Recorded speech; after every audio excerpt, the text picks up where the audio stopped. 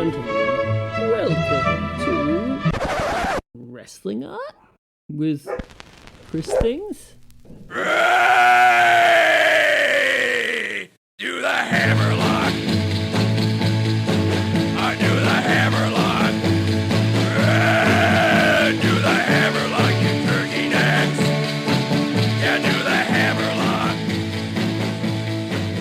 I do the hammerlock! Everybody's doing it. Hello there, friends. Welcome back to a little bit of wrestling art with Chris Things.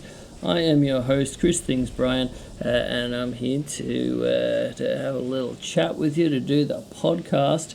We've got a match of the week edition of the show back for you here today, being joined by young boy Josh Smith of the Keepin It Strong Style New Japan Pro Wrestling podcast. To talk a little bit of New Japan today. To talk a match of the week that occurred during this year's G1 Climax tournament. My actual favourite match of the tournament, now that I look back at it. A tournament that did not end all that well, but as we will chat in our conversation, I think we can still look back on it fondly. So looking forward to chatting it up with Josh, and looking forward to just having another little bit of chat time with you guys. I've had a few of those solo editions of the show lately. Might have been keeping up on them when, sometimes I find it a little bit difficult to line up some of these guests. Life gets in the way sometimes. So I'll try to keep this little intro part short. But I did want to make mention, I had an interesting thing happen this past week. I've had a lot of in-person events on lately. You can keep track of those, all my Australian friends, at christhings.com.au/events. I do a lot of different art markets and Lucha Fantastica shows and all sorts of different things. I actually really enjoy it. It's a lot of work, but I enjoy it. But this past week, I had a very interesting time it was in Nambour, which is a tiny little town. It's sort of nearby where I live now in the Sunshine Coast area. It's probably like 25-minute drive from my house, which is a good thing. But it's a tiny little old town, but it's an interesting place. And so I got the offer of doing this market from a record store, Bad Habit Records, which is a really cool place. Highly recommend that one to anyone who comes to the Nambour area. And it's called the Nambo Black Markets, and I had no idea what to expect for this one. I just going to ride it out, see how we go. Hopefully have some nice chats, and also get to know some people in the local area, because having lived here since we moved up from Brisbane end of last year, it still feels like I don't have the same sort of like friendship circle, I guess, in this area compared to what I did in Brisbane. So I was doing this as well as hopefully being able to make a sale or two, but also just being able to have some chats and make some friends, and I had the best time. It was just so good. I had a lot of fun. I was literally set up on the street side across the road from the record store, nearby like a grocery. Like I was straight up on the street, so I just had people walking down the street and just experiencing my art, and just like my stuff's probably not the most standard of the street art that you probably would see, or street market vendors or whatever. So I got some interesting looks, but that was quite fascinating just in and of itself. Like literally being like street level, hawking my art to passers by. But I had some really good chats with some different people, not limited to a dude who I had the weirdest connection with. So, rewind a little bit. Back in the day, my first introduction point, or one of my first introduction points to Lucha Libre, and specifically the world of the wonderful world of Lucha Libre B-grade cinema, was through a little television show that we had on a public access TV channel here in Brisbane called Bris 31, and on Friday nights, I probably wasn't the most popular kid in high school, so I spent most of my Friday nights watching this show of the most B-grade, schlocky stuff that could possibly be brought to your eyeballs. He did a double feature every Friday night, and he got onto these B-grade Lucha Libre movies of your, El Santo and Blue Demon versus the Vampire Women, or Frankenstein, or the Wolf People, or whatever it is. And I really fell in love with that stuff, and that obviously framed a lot of what I do now, and my love for that really amazing visual of luchadors, and a lot of my paintings, and especially those throwbacks to that classic era of Lucha Libre with your characters like Mil Mascaras and Blue Demon and El Santo and all those kind of guys. So I actually had the host of that show come up to me on the Sunday, and we had the greatest chat, just so nerding out. This dude used to also run something called Trash Video back in the day in West End in Brisbane, which was the Brisbane sort of like cult cinema hub VHS store. So I borrowed so many schlocky, really niche genre, B-grade movies from this place on the actual VHS. So it was wild to get to, the people that you meet on these on these events just so blew my mind. I just had no, gosh, how would I even put this? No expectations, I guess. And that's sometimes the best way to do it. So I just, I had the nicest time, and it really kind of blew my mind what a small world this can be. And I didn't necessarily make the most money or whatever, but sometimes it's about more than that. So that really warmed my heart, and it made for a really, really nice day. So hopefully I'll be back doing more stuff in Nambour. But I will be back in Brisbane in the near future. I've got the next wrestling club coming up that I lined up, that I'm so stoked to be back at the Scratch Bar on Park Road in Milton, to be doing our next wrestling club this Sunday from 5 p.m. I got some great stuff lined up. Graptoberfest is the title that I went with for this one. I went back and forth on that a little bit, to be honest, and my partner Kaylin hates that name. She thinks it is awful. I don't know. I'm kind of partial to it, but hopefully we can celebrate the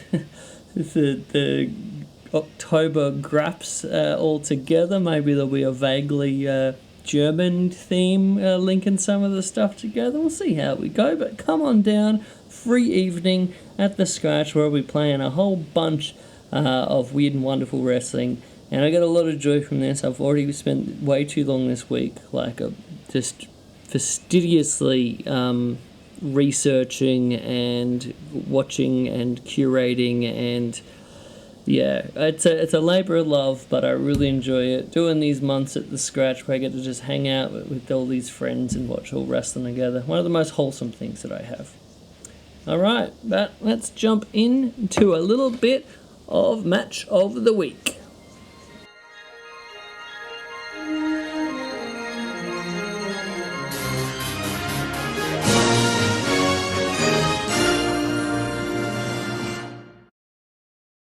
All right, ladies and gentlemen, we are back for that Match of the Week goodness that I was talking about earlier. I am delighted this time to have another one of our friends of the show that we haven't chatted to in a hot minute, but our resident New Japan expert, the young boy Josh Smith. Welcome back to the show, dude. Thanks, Chris. Thanks for having me. I'm always stoked, and I always think it's a pleasure to join you and talk raps and talk art, whatever other bullshit we want to chat about. These you're probably aware these things are a bit of a wandering chat, so who knows where it's going to be, but I'd assume we'll probably get a good little bit of Shin Nihon discussed. Absolutely. And if it's okay with you, because I know sometimes people don't get to it later in the show, I would kind of like to maybe potentially get the plugs in early, that way we don't have to do it again. Sure. We can do that. That saves me from getting to the end part and having to rack my brain after the conversation. But yeah, shoot, man. I highly recommend everyone check out the Keepin It Strong Style podcast. The would you say the flagship of this Social Suplex podcast network? I would not. I think the honestly. At this point, we're like one of the foundational shows of the Social Suplex Podcast Network. I mean, One Nation Radio, of course. Right. One Nation Radio is they're the oldest show we've had. They're kind of the, the launching pad for the network. And those guys are great, good friends of mine. But we've been like the second longest running. But, recently, Tunnel Talk and Trish and Sarah, both of those shows have really exploded and are probably giving both of our shows a run for our money. So, like, if you guys want to hear three ladies who who are definitely knowledgeable but have gotten into pro wrestling just via AEW, just post-pandemic, and have some of the most hilarious takes on professional wrestling, I would definitely recommend you check out Tunnel Talk. And then Trish and Sarah, they are more on the business end of things. They break down in a way that I don't think anybody else, including Post, including Meltzer and all them, I think that they have literally the most insightful and informed coverage of the business side of professional wrestling and just day to day. So I would definitely recommend, if you are into that, check them out. But I'm one half of Keepin It Strong Style. We're a weekly episodic New Japan Pro Wrestling podcast. We cover every single show, reviews, previews, all the news. You can find our show on any podcast channel that you listen to, including YouTube and stuff like that.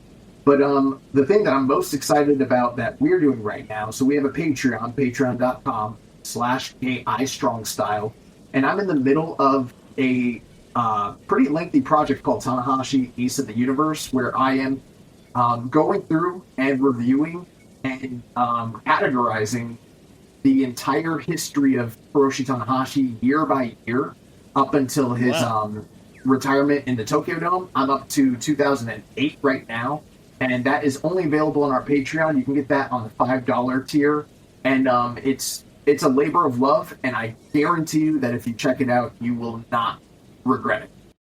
Any Tanahashi fans out there, get on that. Now, I assume if we do have some, this would be the episode to listen to.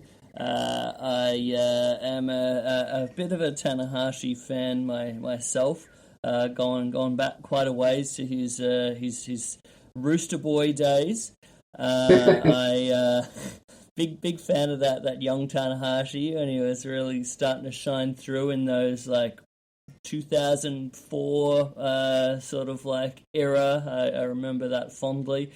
Yeah, dude, I thought especially it was a good one to have you on today. I normally like to talk to you about the New Japan, but especially I know that Tanahashi holds a special place in your heart, and even like going that step further for you making the big jump and going to see his actual retirement show in person early next year.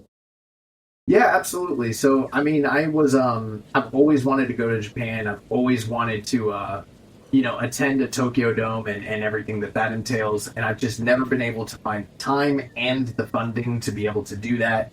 And luckily, things are taking off for me in my career, and I have the time to do it. And when I found out, and honestly, business is down for New Japan right now. If they hadn't have made that announcement, there's a good chance I probably wouldn't have made the trek.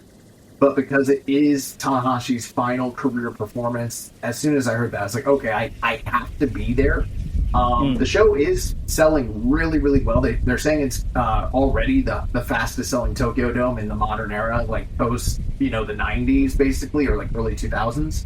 So I'm very, very excited. We got good seats, and yeah, I can't wait. I know that you, Chris, have been to Japan many times, so you might be able to shoot me some recommendations, but I'm really looking forward to it. And I'm crossing my fingers that by Monday, this coming Monday, we find out that his final opponent is, in fact, Shinsuke Nakamura.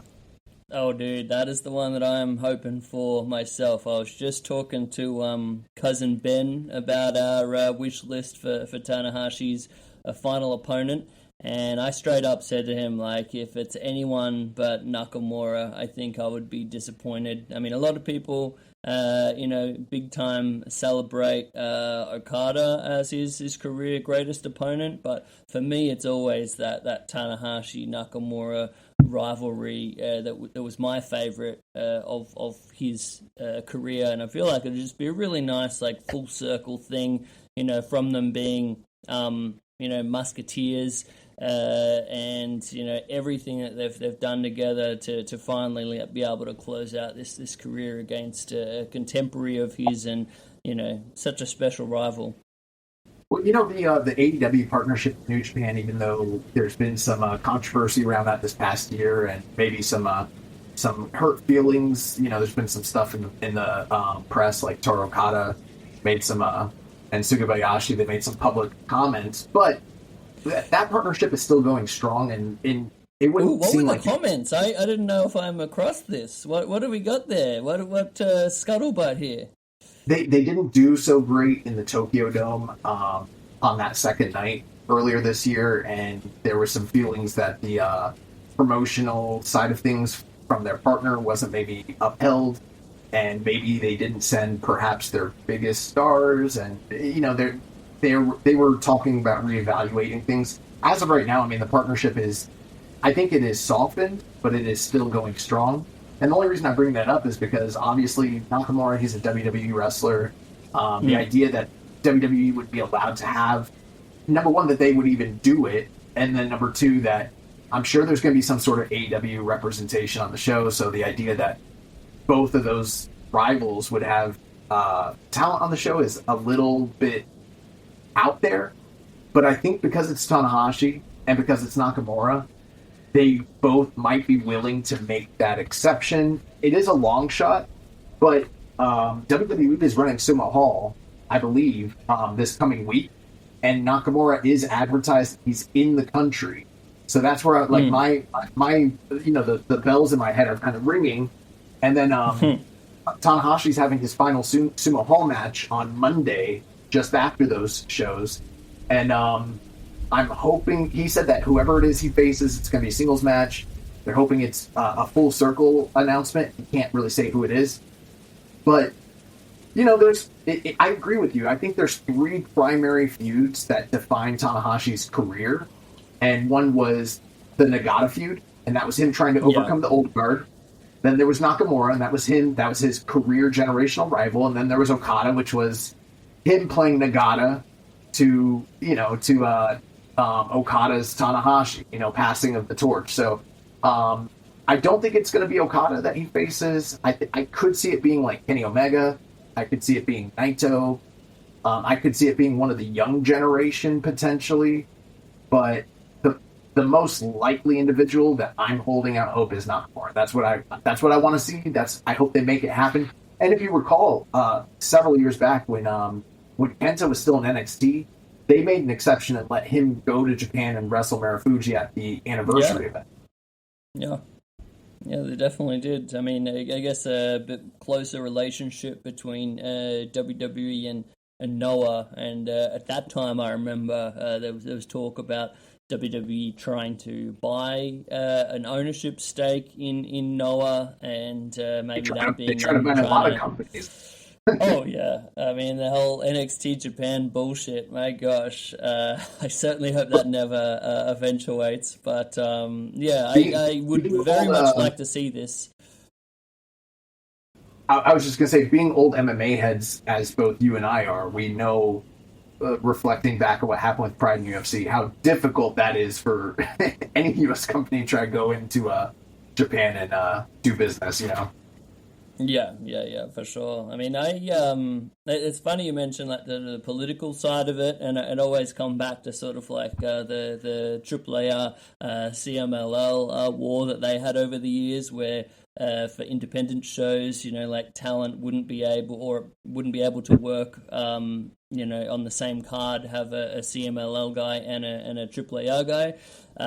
But I mean, if it was a call on this show of not having any AEW talent for the show so that you could get Nakamura, I mean, to me, that's like a slam dunk, like, well, 100%. I think that'd be way more valuable than necessarily having AEW talent on that Tanahashi retirement show. But yeah, fingers crossed. Yeah, we'll see. And if it's not, I think some of those other names I've listed are suitable replacements. I think there is a good chance it could be Kenny. And I think there's a good chance it could be Naito. I think those are two of the bigger names. You know, if he was still active, I would even say Muto, but I doubt that should be or would be who it is. But those are my guesses at this current time. But I feel like in about a week, you know, we're not far off. That's when we should find out, hopefully. Yeah, and hey, maybe you get the Muto Chono epilogue match after the main match finishes, like we got for Muto's retirement show that I went to at the Tokyo Dome. Hopefully, that would be cool. Yeah, man, it's really cool to hear you getting to actually like go to a Tokyo Dome show. And especially for like a big retirement show, so I guess that'll be something that we'll have had in common. My first time I ever got to see, and only time actually that I've ever got to go to the actual Tokyo Dome, was for that Keiji Muto retirement show. So I get it, you know, when there's a wrestler that you've you know, got like a special connection to, and you want to be able to see it out. It was always my biggest regret in my pro wrestling fandom life that I didn't just bite the bullet and go to the Kobashi retirement show at Budokan. Yeah. That would have been a really cool thing. So that was a big motivating factor for the Muto one for me. But, man, I'm so stoked for you about the... Are you planning on seeing any other shows while you're over there? So I kind of fucked up a little bit because I should have gotten to the country a couple days earlier because I would have really, really liked to go to the Stardom show. But I'm getting there at 1-1, so I'm missing the All Japan and the Stardom show. And then I was kind of looking at... You can make it to the Noah show. Right. The Noah show is on the table. I'm not the biggest follower of Noah, but I think they're running... Are they running Ryogoku? I think so. They normally either do Ryogoku or Budokan for their big January shows, probably one of their tentpole shows of the year, so they'll be putting on a pretty massive star-studded show regardless. So that's one that I saw was a possibility. There are some other shows, but most of them don't pique my interest. The only one that I'm maybe interested in is the Big Japan show in Corkin. I've never watched wrestling in Corkin. Cool. They still haven't announced. I'm going to be in the country from 1-1, I think, to like 1-8. So I've got some time. Cool. And I know that there is still the chance that they do New Year's Dash. They haven't announced anything yet, but that also could be in Corkin. And that's a really hard ticket to come by. We've got some connections in the country, so hopefully I could pull some strings, but That's what I'm hoping for. Yeah, man, that'd be great. I mean, they were running that at the Oda Ward Gymnasium for a while, right? So I mean, I don't know, maybe that's when business is up a little bit more than now, but yeah, let's hope that they get a bit of an injection of interest on the heels of this big Tanahashi show. I feel like they're going to get a lot more optics and press for this show than they would have had in a long time. Yeah, well, I mean, the big things that are being built right now, you've got Aaron Wolf coming over from Judo, big, recognizable name, and this is going to be the first Wrestle Kingdom ever to be on network television, and it's on the back of Aaron Wolf making his debut and Tanahashi's retirement, so that's going to be huge. And then they're teasing right now that whoever wins the global title between Gabe Kidd and Yota Tsuji will go on to then probably face or challenge the world champion, which on Monday that's going to be a match between Takeshita and Zack Sabre Jr. Most people believe Takeshita's winning that match. I think what we're going to see is Takeshita and Tsuji for the double title in the Dome. I'm not a huge fan of them unifying their titles again since they just did that, but if that's what we got to do to get to Tsuji and Takeshita, I think that's not bad. Just do it the Noah way. Whenever we have a title versus title match in Noah, we get a 60-minute draw. Can't we just do that here? One last thing I will say is if you're not following the product, there's two guys that you probably really want to check out right now that are blowing up. Daiki Nagai, who is still a young lion, but he's under the tutelage of the quote-unquote unaffiliated faction. That's the former LIJ members. He's kind of been adopted by them. And I'm telling you, Chris, this guy's fucking got it. It's very rare that we ever say that a young lion has got it, because you never know where they're going to go. Daiki Nagai has it. He's going to be a star. Hey, I used to say that about Uemura. Nope, not like Uemura. We're talking about a guy who screams star on the page. He reminds me of a young Minoru Suzuki. Dang. If you remember what Suzuki was like in his early days, that arrogance, that confidence, that, shit killed him. That's what this kid has. And then Yuto Ice. That's who I was going to ask you about, man. I've already seen, I haven't actually watched a full match of his yet. I'm just limited to GIFs, but I get big time, flashes of one of my very favorite bastions of Enochiism, Kazuyuki Fujita. He reminds me of Fujita. He's very much in the same family as like a Kensuke, a Hashimoto, a Togi Makabe, bruisers like that, but he's got the same kind of confidence and charisma as like a Tanahashi. Wow. Yeah, you got to check him out. The tag team is in the Knockout Brothers. They're the champions. They're pretty great together, but he's going to be a star. Like, if he's not, then something has fucked up. Yeah, man. I very much hope that happens. I mean, it's definitely on my watch list to check out that tag title match with them against Ishii and Taichi. I heard great things about that one. Well worth it. I would give it like 4 stars, but I mean, we're talking about like a 13-minute match, balls to the wall, fucking awesome. Yeah, man, that sounds great. Well, we have our official match to talk about today. So the reason I got you on was we normally around about this time of the year, or probably a little bit earlier, I have a G1 match or two that have enjoyed the most in my wrestling watching. We're a little bit behind with the match of the week, so I'm doing a little bit of catch up here.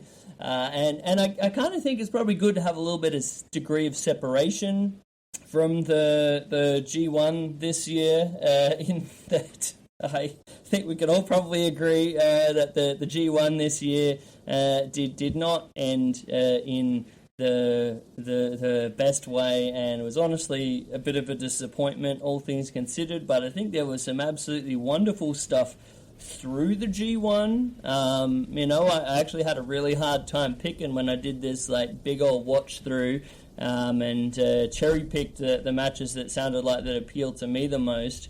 It was actually really, really tough to pick my actual favorite of the lot, but the one that got it was the Tanahashi versus Uemura match that I really loved from day 9 of the G1 Climax tournament.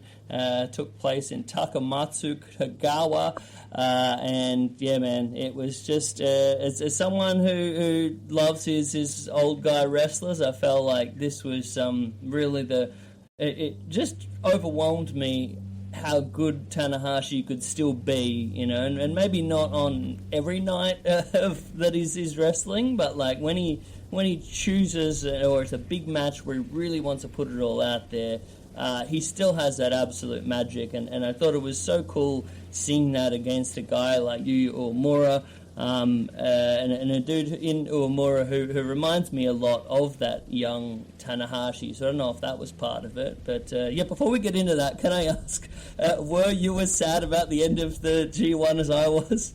Yeah, I don't want to relitigate it too much because we did a very lengthy review on Keepin a Strong Style, and if you guys are interested, definitely check it out. But the short answer would be yes. I thought it was definitively in the very bottom tier of all G1 finals that ever occurred, for a variety of reasons, and it was disappointing, to say the least. Yeah.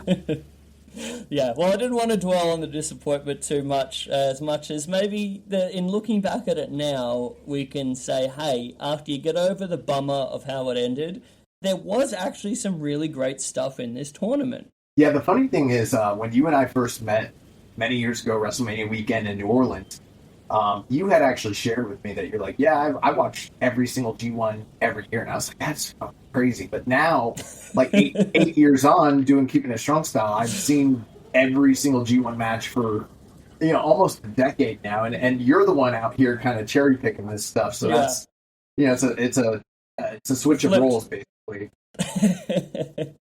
Yeah, man. It's funny, like, watching it compared to those, like, when I originally really got into watching the G1, I think the first one I watched all the way through and absolutely loved was maybe 2014? The 2003 or 2004 one. Oh, wow. The guys at, I'm not sure if you're across, are you aware of Tukon Retsuden? Yeah, we've talked about them, and I found their stuff several years ago, and I had downloaded the entire torrent of all, or I don't know if it's called a torrent, but like all of their stuff, but I lost it.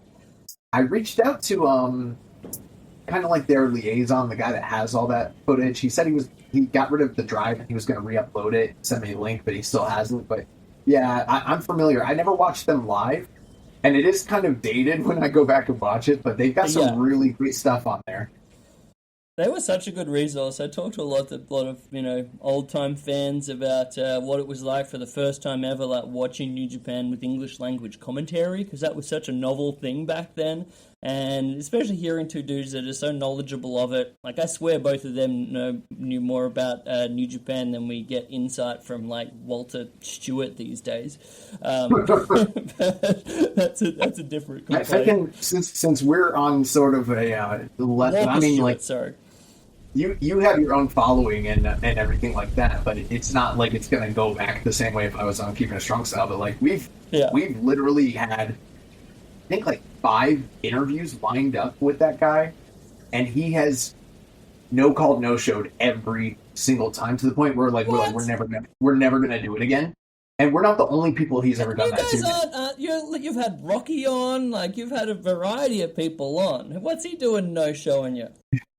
I don't know. Well, he's a good guy. We've talked to him. I like him, but he is 21, 22, busy guy, so who knows? But yeah, it does kind of suck. We've been no call, no show by him multiple times, and I know he's done it to at least 4 or 5 other prominent podcasts that we talk to that are in the space, not even just New Japan related. So I don't know, man.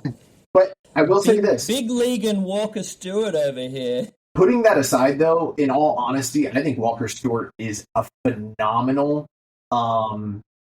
commentator, and for a guy who literally only got into Japanese professional wrestling just a few years ago, the amount of work that he has done to familiarize himself with the history and the current product and the expansion he's doing into Stardom, he is a huge net positive. And this isn't just bullshit. If I thought he sucked, I would tell you.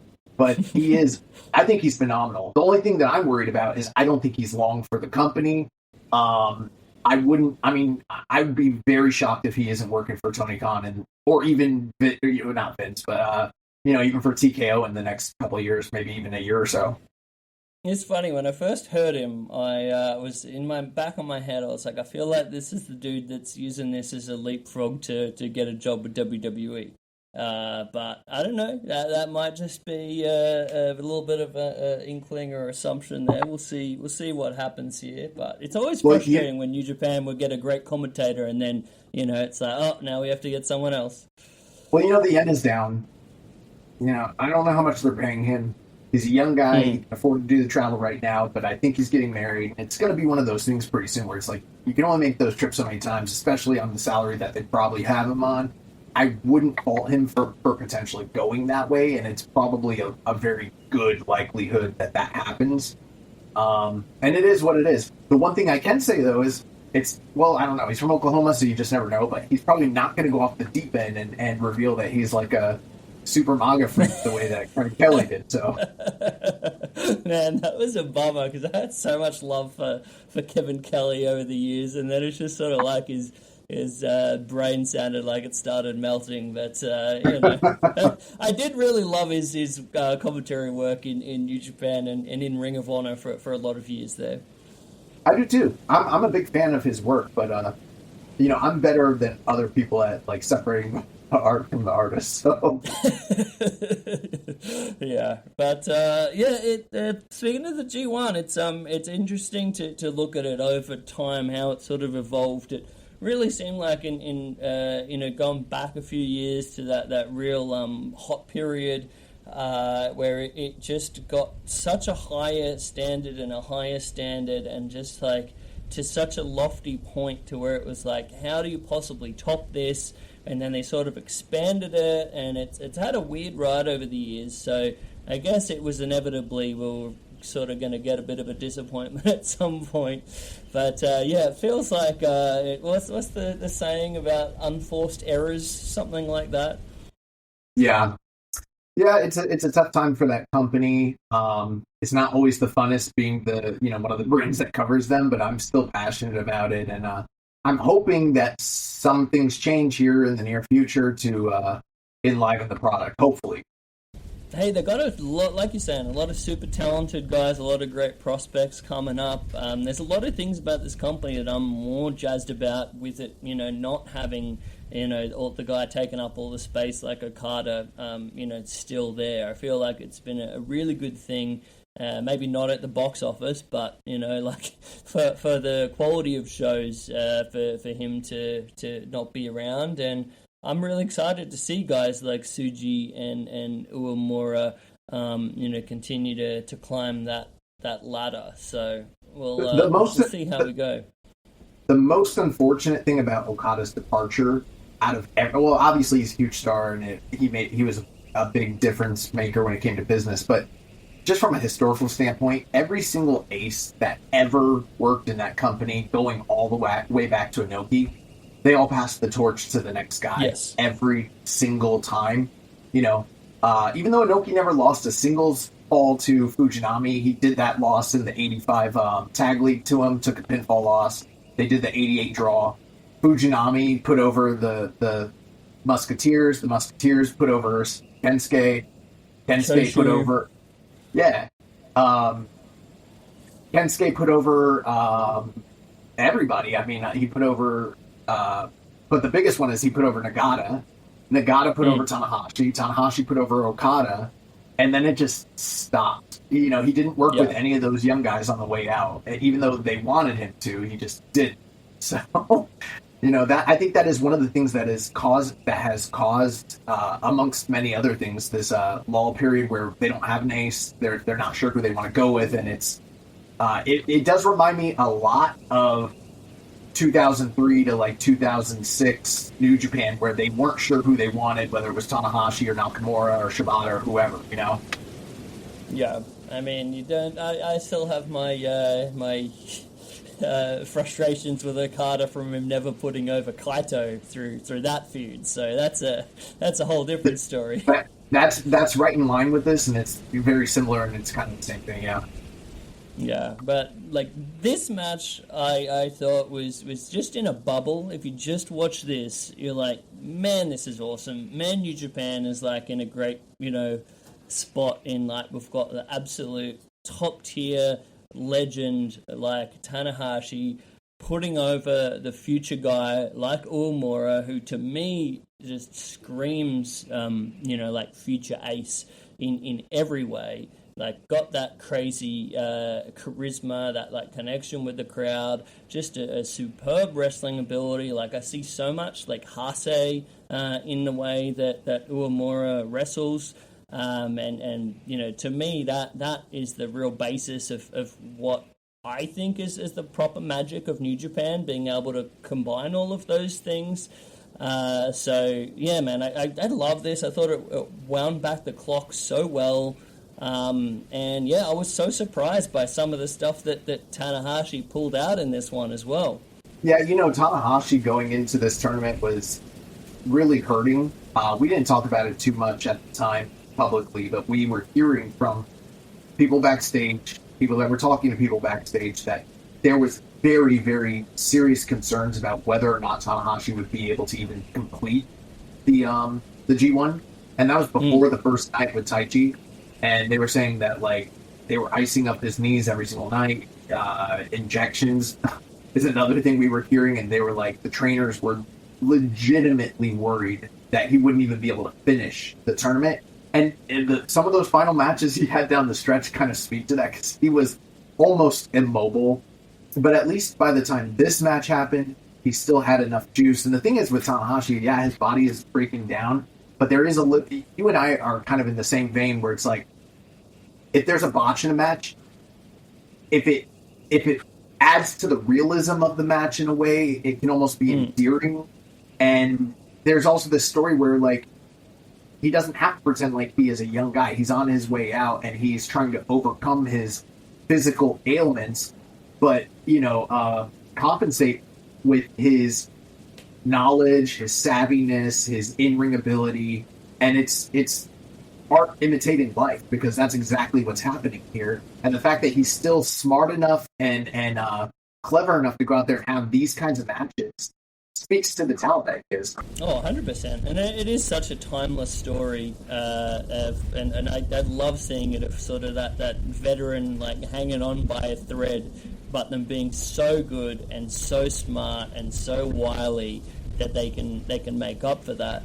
And yeah, I thought this was magical. It gave me all of like the fond Tanahashi nostalgia. But also it wasn't like it was just pure nostalgia and the match that wasn't that good, but it was, going by it. Honestly, I thought the wrestling in this was fantastic. Like the actual that grappling and wrestling portion of this, I thought really kind of blew my mind, and so much better than what you see in a lot of matches. Yeah, going into the match, this was the third match between these two guys, and the first one was in 2021, right around the time that Uemura was getting ready to leave the company, and he was going on his excursion. And he sort of was having challenge matches against some of the big names. Tanahashi was one of those guys. Obviously, Tanahashi beat him, and it kind of set up a match for down the road. And then during Tanahashi's final road, which is taking place right now, he pretty much stated, I want to wrestle everybody if I possibly can. He had a match earlier in the year against Uemura. Everyone was like, okay, this is the time Uemura is going to beat him. Like because Tanahashi has taken a lot of losses in significant matches this year. And there's that connection, like you said, where a lot of people have high hopes for Uemura. Tanahashi has even came out publicly and said like that he has high hopes for him. He reminds him of himself, and that he sort of is banking on him being the future. But Tanahashi beat him in that first match with a roll-up, and everyone was like, what the fuck? Like, why is Tanahashi beating this young guy? And the match is okay. It's good. It's not superb. But then, you turn around a few months later, they're in the same block in the G1, and Uemura is looking for revenge, and that kind of is the story leading into what this was. Yeah, I think it was such a good payoff. I mean, without me being as aware of that previous match earlier this year, I wasn't necessarily expecting Uemura to get the win here. But man, I was so happy when he did, and I thought the real there was an actual sense of struggle in this that I think was just so cool to see, and then even like right down to the finishing moments with the double underhook and really like fighting for it and like thrashing and like it felt like struggle all the way, like nothing was just being given kind of thing. Yeah, I always love when, and that's something I actually talked about recently. Um, Sometimes the matches in New Japan, the house style can be a little bit too overuse of the fighting spirit, overuse of the fluidity, and there's not as much struggle taking place as you look back at some of those strong style days, and it wasn't you had to fight for what you were trying to get. Like the veterans weren't just going to give it to you. And I really love the story of this match. Basically, Yuya Uemura focusing on the arm of Tanahashi, and Tanahashi obviously as his MO working on the legs of Uemura, and the selling from Uemura was really fantastic. And I mean, I think the idea there was take away Tanahashi's arm to set him up for the bridging, like double underhook, bridging suplex. And on the flip side, Tanahashi's taking out his leg because that's just what he does, but it also paid off in dividends later on, because when Uemura tried to hit him with that bridging suplex the first time, he couldn't maintain it because his leg was giving out. Man, it's the little things like that just like really make you it just makes me so excited. It makes me like pop like to see, because it's sort of those little bits where it like pays off, like you giving it the attention and being like, all right, where are they going with this? And there's so much of the time where you just see a guy working a limb just as like something to do, and then it's not, like threaded through it and has nothing to do with the finishing sequence. But this to me is what it's all about. Another interesting thing was, Uemura has started to use the frog splash, and on commentary they call it the high fly flow. It's not the high fly flow. The way he does it is more reminiscent of D'Lo Brown's slowdown.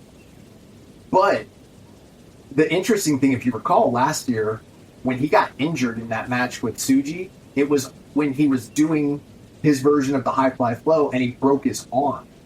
So him kind of bringing that back since he's returned from excursion and utilizing that is almost, it's paying back to what caused him to have to take all that time off. And there was almost like a little bit of dick energy, dickish heel when he was being cocky and tried to use that against Tanahashi, and very reminiscent of like what 07, 08 Tanahashi was like when when he was very much in his arrogant phase, because he'd been booed out of the buildings in 06. Yeah, man. So funny to think back to that time when, because I did think, as much as I say I love like Tanahashi from back in the day, I did go through the cycle of being like, man, I'm sick of this like Japanese John Cena Tanahashi, where he was just like being pushed to the moon and it was just like the same shtick, and it got a bit repetitive. That was where when those matches with Nakamura happened, I was so on the Nakamura side of things, but then him like evolving and getting to that like just godly tier of like ace, and then like after that where he's just like bigger than everything. It'll be such a weird thing to see New Japan with no Tanahashi. I don't even know what New Japan's going to feel like in his absence. Well, that's what people said when Inoki left. That's what people said when Hashimoto left, when Choshu left. So you're right. At the same time, hopefully, much in the same way that some of these other stars leaving, like Naito and Okada and Kenny Omega, Ibushi, it opens up the door for some of these young guys to step up. I will be honest with you. I think Uemura is fantastic. There is so much raw material there. He does have a good connection with the crowd, but I think that there is still something missing to really assure him as being the ace of the company or on that top level. I think that I think at this point he's right on the cusp of figuring out what that next thing is going to be that he needs to make him um, ascend to the next level because the talent is there, but I don't think that the quasi Elvis sort of look is necessarily working for him. And I'm looking for him to figure out who he is in the ring and as a character. Yeah, I think. Yeah, come on. It's always an interesting thing where you have the younger dudes like kind of finding themselves, and I don't know. I feel like he's got something with this current look. We'll see how we go, but maybe he has a little bit more evolving to do. We'll see. I it's very imperative at this point the booking and creative figure out what they want to do with these guys. And so far, I mean, we've heard rumblings about what is transpiring backstage, and things are stagnant. And it's time for they need. This is a very conservative company. They've always been very traditional in how they maneuver guys, but they're not in a traditional time frame when it comes to the landscape for wrestling any longer. And they need to shift. They need to adapt, and they need to take some chances, which they've been reticent to always do. And you look at like Stardom is blowing up right now. They're having they are having their most success they've ever had right now, and it's because they've shifted, pivoted, and taken chances and done fun and exciting things, even with so many of their top stars leaving. It almost doesn't seem like it's the same company, but they are the same company. They have the same ownership, and they need to take a cue from what the women are doing and really put some trust and some faith in these young guys and go with them. They just haven't done that. Yeah, it feels like they're really like waiting to do it properly. I don't know. Like a lot of the time, there's nothing worse than you can do for the future, guy who could be the one to carry the company, than to sort of half pull the trigger. Where you're sort of like, all right, well, we tried, but then it didn't get a good reaction, and then we took the belt off of him real fast. Like, that's kind of the kiss of death for a lot of these dudes. So I get the reason of being a bit more like, all right, we're going to wait to do it until it's, like, properly there. But it's a weird one, because then, sometimes you don't take advantage of momentum. I don't know. I'm hoping it works out, especially for a guy like you or Uemura. I think they're just waiting. I don't know. Even with that being said, in a vacuum with this match, I thought it was beautifully crafted, and I thought that the most important thing, even though, like, yes, the psychology was really good, and yeah, maybe the pace was a little bit slowed in the beginning because, Uemura is trying to prove that he can grapple and mat wrestle with Tanahashi, who's a master. But down the stretch, the emotion of the match, the strike exchanges, and the will and desire for Uemura to overcome these crafty tricks that Tanahashi has, to just prove that I do have what it takes to be at the main event, carry this company, and getting the crowd behind him, even when it started out as a heavy pro Tanahashi crowd. I thought that was a really, really good sign. And then him picking up not just a win, but a definitive win over Tanahashi to kind of put a stamp on things. Because when Tanahashi beat him the most recent time, it was like with a roll-up. It wasn't that definitive, but he got Tanahashi out of there. And the one other interesting thing about all this is a lot of people thought that, Uemura's career rival right now is Tsuji. It's the guy he's most intrinsically linked to. And a lot of people thought that Tsuji was just going to run through Tanahashi, and he lost in the same tournament, in the same block.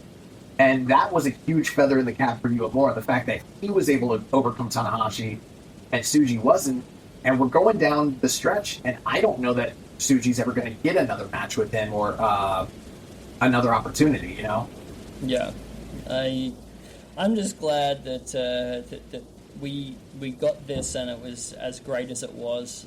The other thing that just blew my mind was the dragon suplex. I did not think that we'd be seeing Tanahashi breaking out another dragon suplex. That was like my getting back to that like younger era Tanahashi when the dragon suplex was his finish.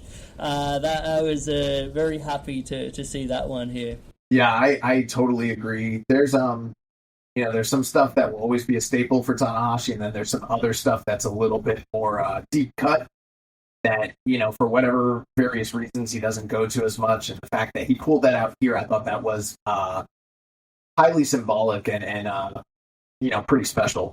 Yeah, man, I thought this was wonderful, and yeah, like shout out to some of the other great matches as well that were in this G1, like the Tsuji Taichi match. I absolutely loved.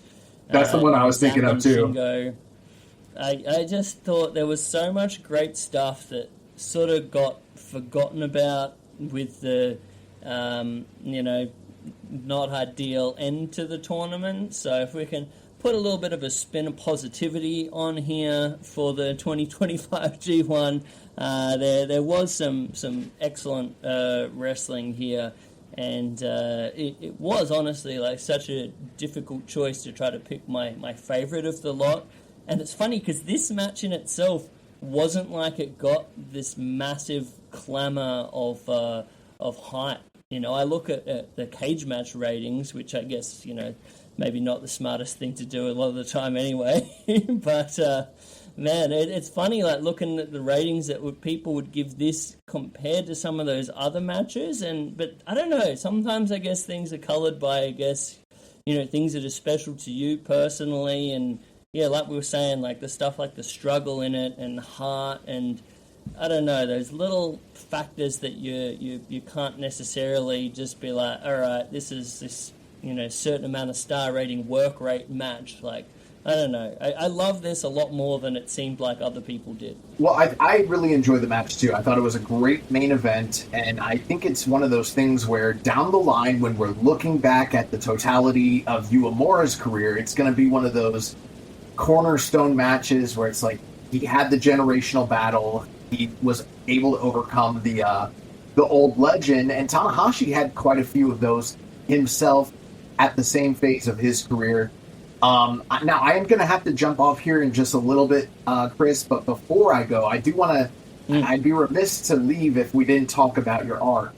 So you sent me a photo of this, and I did. You got Tsuji, with the double underhooks, preparing for that. You talk about the struggle, and you can't see Tsuji's face because it's from the perspective of his back, but you can see Tanahashi in all of his anguish and glory. He's got this pained look on his face. He's fighting to not go for the ride, and you've even captured his rotund physique in his older age. I thought you did a great job kind of capturing all that. Before I go, tell me a little bit about, what was the inspiration for picking this moment and, everything that goes with that.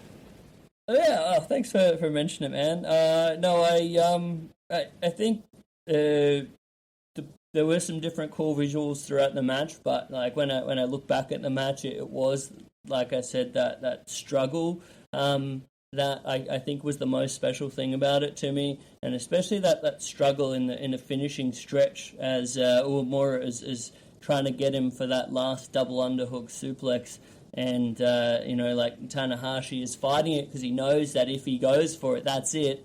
And he's the thrashing and like almost like some shoulder fighting and stuff as well. Like I just really got a kick out of that, and I was like, man, this is what it's all about. And sort of that was in a big way sort of like the story of Tanahashi's final ride in a sense, like sort of like him just fighting for every bit, even if it's against his own body, as we've said before. So I thought there was something really cool about that. It was honestly a tricky one to draw. I think this might have been one of the ones where I had to have a couple attempts at it. Sometimes I just do it, and the first one is just good, and I like it. But this one, for whatever reason, was actually really tricky. Tanahashi's got like a real tricky face to draw. I learned, and yeah, it's. I think if I look at this, it's like a little things like sort of the clenching of the fists, sort of representing like that kind of like fight and struggle, and yeah, he's like hair thrashing about, like that's the kind of stuff that I was trying to capture here. And yeah, I'm always a big fan of those like interesting body types. So it makes me happy to hear that. I never want to make these dudes look like exaggerate like these not so great features, but I'd rather like capture the aging physique in more of a realism way than to give everyone a six pack. You know what I mean? Well, the thing is with your art, and I pay attention to what you're doing, and sometimes it can be quite gonzo, but in this particular case, I thought you did a really good job capturing. It's still your style, but you definitely leaned more towards the realism of what Tanahashi and what Uemura looked like there. And I thought, even with the hair, I thought you did a fantastic job with Tanahashi, with both guys' hair, actually.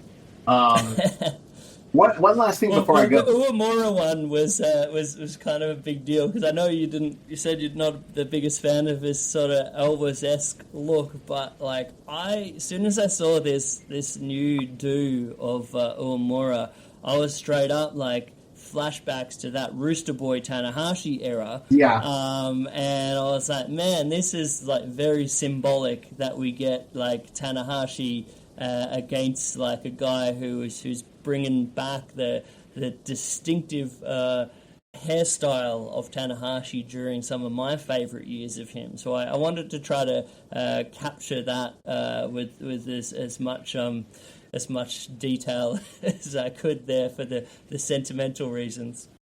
Now, one thing before I go, I noticed, and this is my fault, so apologies to anybody that's listening. I clicked into the studio way too early, and I realized that there might not be the best audio right now because even though I have my Rodecaster and microphone set up, I accidentally set the mic to the microphone on the smart cam that's in front of me. Oh. Oh, no, I'm sorry. The microphone on the laptop. So everything is being picked up from the laptop. So my apologies. I fucked up here. But hopefully it comes through okay for you guys. But yeah, that's pretty much it. I do have to run. I don't know what you want me to say to close out close out my portion. No, man. No, like, thank you so much. And hey, if the audio actually records and gets uploaded and is usable, that is that is as much as I want. I had a podcast the other week where we just completely lost the other person's audio, or it never actually recorded. When I had the one with David. So if we get the audio up there, even if there's a little bit of shakiness, I'm happy. But no, man, thank you so much. I really enjoy these chats, and I don't necessarily keep the closest eye on New Japan as much as I used to back in the day, with just so much stuff trying to watch and keep up on between Noah and CMLL and DPW, like different things that are catching my attention these days. But really fun to catch up and to nerd out about a bit of New Japan history as well. So thanks so much, my dude. Well, absolutely. And again, I know I got the plugs out earlier, but Keeping It Strong Style, we broadcast every Monday night. You can watch us live on our Patreon, and then you can catch the broadcasted or whatever, the podcast on any podcast that you choose on Tuesdays. We have never missed a week, going on for almost 8 years now. Incredible. But the bigger thing, too, if you guys can if you want to check it out, Tanahashi, Ace of the Universe, it's in a collection. Patreon.com/KIStrongstyle. Every episode is about an hour long, and it's me reviewing 2 select matches from each year of Tanahashi's career, telling you where you can find those matches, but in addition to that, doing a complete retrospective of his entire year and contextualizing all of it. I'm gathering information from all the sources that exist out there to put it all together, and I've gotten rave reviews about it. We've seen a lot of growth for the network, and I think it's primarily because of this project. And I guarantee you, if you guys check it out, you will not regret it. It's one of the best works that I've ever done. And if you are interested in learning about the history of New Japan Pro Wrestling, that is also covered, because you can't discuss Tanahashi and his role within the landscape of New Japan without also talking about the broader world of pro wrestling that was occurring at the same time. So if you want to get a good understanding from about 1999 to 2026 when it comes to New Japan and the broader landscape, you want to catch this audio. And I have the commitment to have every single episode, 26 episodes, done before we get to the Tokyo Dome. So I have a little catching up to do, but it will be out there, and it will be worth every dollar you spend. Highly recommended. Everyone, make sure you check that out. And just be listening to Keeping It Strong style. I think it's very, to me, it's more fascinating to listen to something dissected when we're going through challenging periods than it is when we're all we're talking about is everything's great. Wasn't that great? How great was that? So I think some really interesting audio to be listening to as we go through the current period of New Japan Pro Wrestling. So highly recommended. You do a great job, dude. Thanks again for everything, for, just getting to do this podcast, man. I'm so grateful to Social Suplex as a whole. I was just thinking about it the other day. We've got a few of this podcast down now. We had the Grown Men Watch This Shit back in the day. It's been a while since we've been connected, but I feel lucky to still be so after all these episodes. So thank you, and thank you to Social Suplex. Well, thank you, Chris. Thanks for having me on, and good night, everybody. Take care, man. Bye. Okay, there we go. A lovely little, really nerdy New Japan chat with Josh there. Thanks again, man. I really enjoy getting to do this. So it wasn't the easiest to line up this time, making those time differences work, but we did it. I am very pleased to say we got that done now. Oh, man, so good. I would like to thank everyone for listening to the show. Thanks as well for your support and all of the ways that you show it. The greatest places where you can go to support this podcast is christhings.com.au. The place where I post all of these match of the week illustrations, the place where they are also available to procure in fancy art print form for as little as 25 bones. You can have this up on your wall. I also have a variety of my other wrestling artworks, paintings, all sorts of different things. I've got a new calendar that I'm working on at the moment that I'll hopefully be able to launch in the near future. At a few of these different in-person events, I had a couple people say that they really dug the calendar from last year or previous years, so I rest assured I will be making a new one. I am making a new one, and hopefully I'll have that one up for purchase as well. I don't know what I would do without my physical calendar. It basically holds my and Kaylin's relationship together by being able to put those important dates on a calendar. Oh boy, so feel free to go there. Also, Chris Things on Instagram, another great place where you can see all of my stuff. I share little stories as well. And I really, really do appreciate all the nice comments and shares of the things that I do. Be that actually makes a big difference, like sharing the thing when you do, like when I do my weekly match of the week posts. It's I hate, you hear people complaining about the like Instagram algorithms and everything like that, and it can be a very frustrating place. You could have like a really good thing that you do or an illustration I spend heaps of time on. And like, look, I'm not doing it like just for the Instagram likes or whatever. There's a big part of where I'm doing it, for myself. But it can be frustrating when you put all this time into it and then Instagram doesn't. I've got Ziggy here coughing up a fur ball. Yeah, when they don't actually show it to that many people at all. You're like, oh, I have all these people that in theory follow me, but most of them are not seeing the things. So this is just frustrating. So if you ever do want to jump on my page, you can see all the stuff that the algorithm might not have put in front of your face. I get a kick out of doing it, and that is the most important thing of all. Coming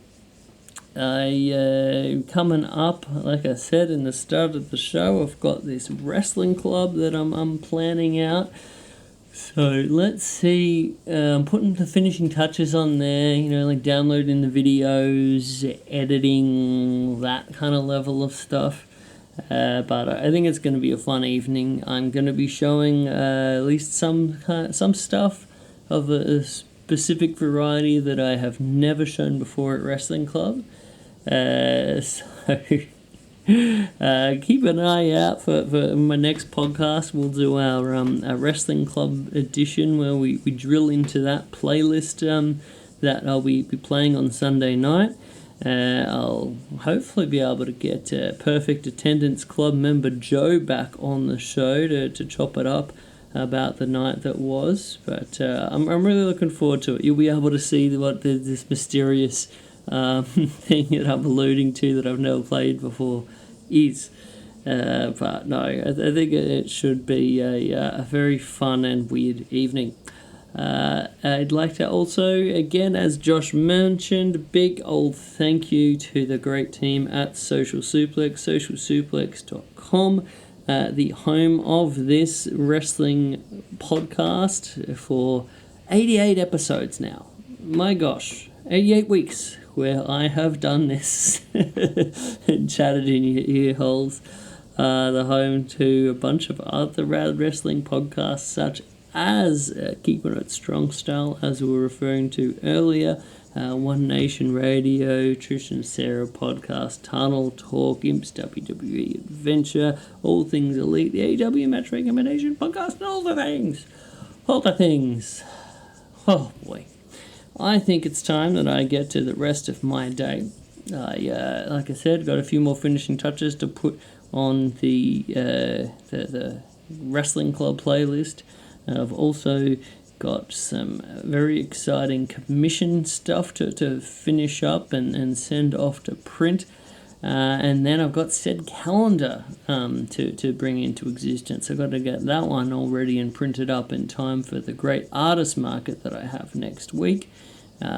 Speaking of last week, if you listened to the show and you looked at my event page, I kind of buggered up the order of my events, but I hopefully you won't lose too much sleep over that.